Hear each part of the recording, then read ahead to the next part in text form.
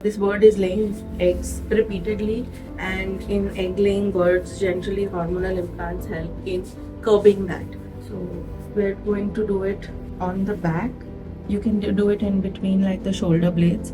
Idea is that it needs to go subcutaneously, and then what you can do is basically once you go all the way in, and then I would like to turn it around, pinch the skin a little bit and place it.